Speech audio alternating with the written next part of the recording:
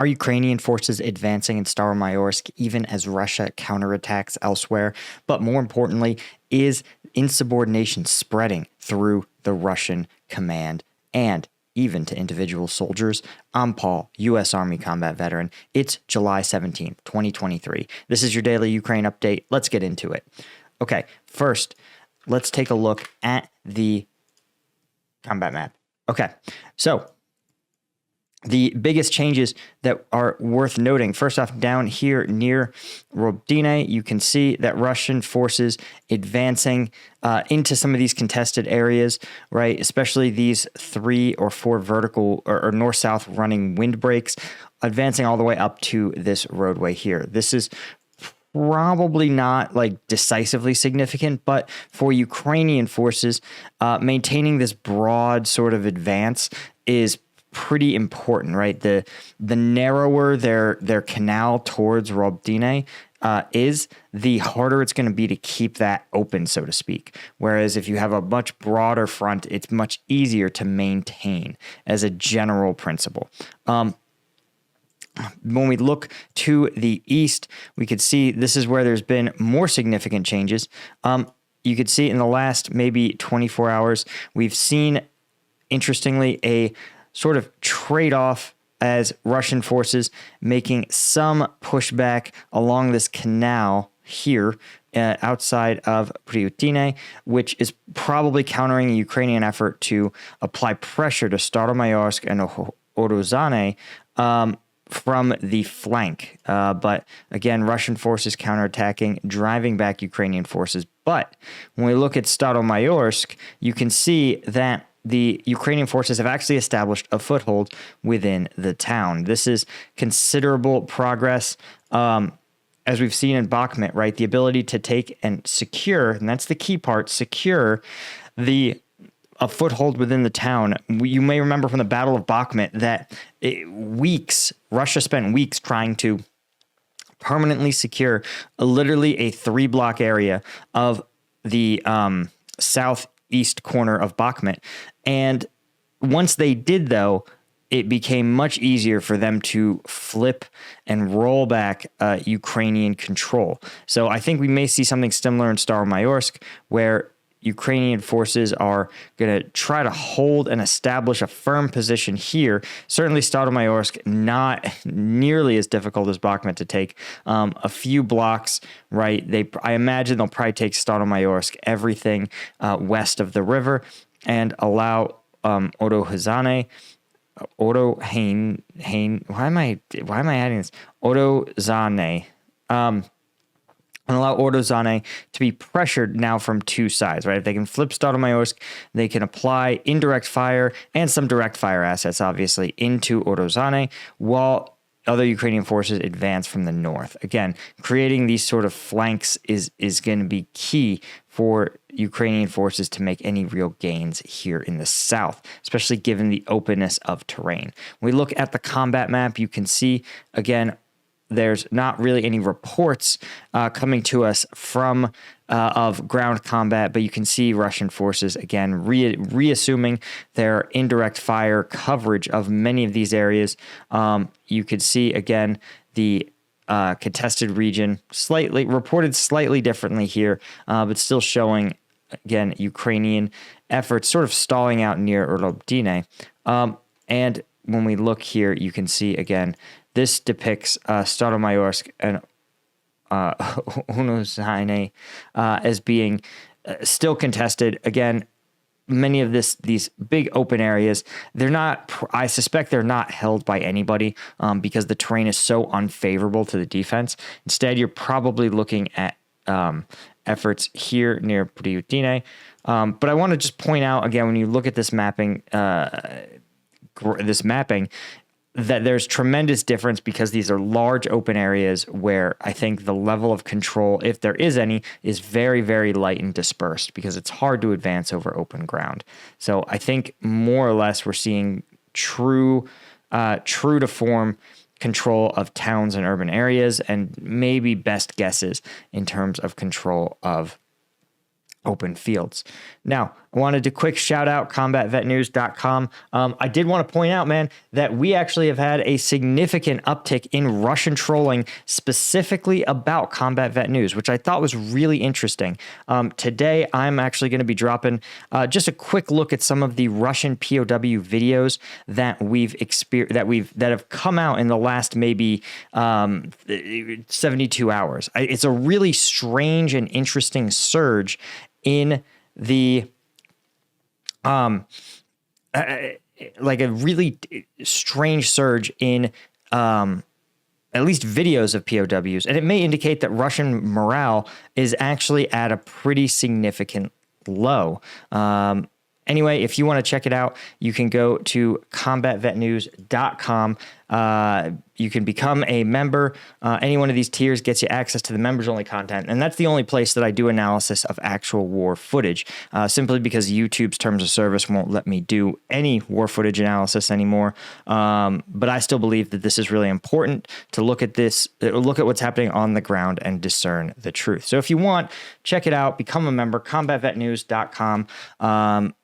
I do find it funny. I'm going to quickly just take a look at the various efforts to troll by the Russian Russia trolls on my own channel. So here you can see, here's the pinned comment, and you can see 14 replies, including that I'm lying to you. Ukraine is getting pummeled daily, which seems weird that if they're getting pummeled daily, why would they keep taking towns, right? Also, I'm a war profiteer. Yes. But reporting the news is definitely me being a profiteer. And boy, howdy, I'm still waiting for those war profiteer checks, man. Right? They're saying that a major news network is going to offer me tons of money to be a military analyst. Yeah. Again, really waiting for those. These, right? Someone says one troll says this is a scam. Nothing is available. Beware, guys. I literally show you the videos, and it literally shows clearly that you get access when you subscribe. Like I can't make it more obvious. Oh man, if you're gonna troll Russia, you've got to troll with things that are at least not easily like verifiably untrue, right? Like if I didn't show you the videos, like maybe you'd be like, oh, maybe the troll's right. All right. Oh yeah, they have another troll. Hellraiser 420. Okay, this is like if your goal is to make up a 10-year-old username, that's what you would do. So I think just the Russian trolling is really good, you know, and honestly, to me, it says that the site is actually large enough now that it actually bothers the Russian government, that they deliberately want to try to pull views and engagement away from the site because I'm reporting on the actual bad things that happen to them, to a Western audience. And I think they're especially bothered because they know that, site members are some of the people who are most invested and involved in the Ukraine conflict and some of the Ukraine's biggest supporters in their home countries.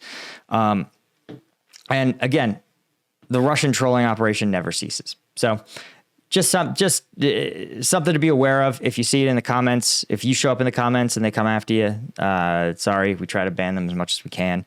Unless they're hilarious like these guys, then they get to stick around. Okay. Last story, and most salient, I think, is that instead, the Kremlin is trying to crack down on a lot of their insubordinate commanders, but it seems to be having the opposite effect. More and more commanders are being removed recently from their formations, and many of them are Russia's most effective units. Right? There was an audio message that claims the Kremlin dismissed the commander of the 7th VDV Division, Major General Alexander Kornev, in early July. Russian sources also said that the authorities arrested the Eastern Military District 90th Tank Division commander Ramil Ibatulin, and 2 unspecified deputies. A Kremlin affiliated mill blogger said that the command is also planning to dismiss the 31st VDV Brigade commander, Colonel Sergei Karasev, and that the MOD may be preparing to arrest Mikhail Teplinsky. Now, obviously, ISW not seeing confirmation of these. Again, literally, you're like, wow, last week the rumors were that Teplinsky was going to be put in charge. And this sort of whiplash is, again, I think part and parcel with Russian disinformation. But I think there may be some truth to some of this. And the reason is because the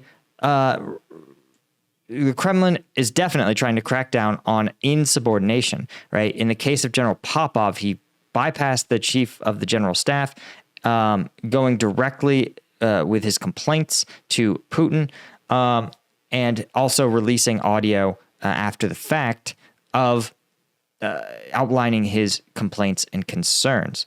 And another Mill blogger said that General Seliverstov's dismissal was also for that level of insubordination, and that the general had a reputation for speaking up on behalf of his soldiers. Kornev may have voiced criticism of potential issues on behalf of the division, right, including failure to be notified beforehand about the Russian destruction of the dam, and attritional fighting that failed to achieve any of its goals or setting any conditions. A bulletin may be associated with the 90th Tank Division's reception of assaults, and it's not clear though why he would be arrested when the others would simply be removed from command. But what's even more telling, insubordination among commanders appears to be spreading to some of the soldiers. Russian Mill blogger shared an audio excerpt in which elements, supposedly, of the 7th VDV Division, remember, these are elite MOD troops, threatened they would withdraw from their positions in Kherson if Russian MOD arrests Teplinsky or threatens his life. Elements of VDV also said they would defend Teplinsky against the MOD and asserted that the high command is targeting Russia's most combat-effective commanders. The audio appeal, if legitimate, seems like a threat of significant desertion in the face of the enemy on behalf of Teplinsky. This is a capital offense in a lot of militaries, and basically may reflect VDV servicemen trying to basically blackmail the MOD to keep Teplinsky in command. That is wild. But again, when you have someone who tries to voice your concerns to command, and to see them get fired for it, it can really invoke a sense of hopelessness among those troops, right? And the equation that these troops may be looking at this point is to say, well, at least Teplinsky is going to go to bat for us. Whatever commander they appoint is going to send us into the meat grinder. We might as well die on our feet, so to speak. But really, I think a sign that even Russia, whose generals are notoriously disconnected from their troops, are still finally raising the red flag and saying, hey, conditions on the front line are pretty brutal and unbearable. You need to do something to mitigate this issue. Anyway, that's all I had, guys. Thank you guys so much for joining me. Thanks to our Colonel tier members of CombatVetNews.com, and thank you to our Lieutenant tier members. We appreciate all you guys so much. You're right, all of you non-Russian troll members, which I actually never seen a Russian troll actually sign up, probably because the ruble's in terrible shape. Thanks, guys. I'll see you in the next one.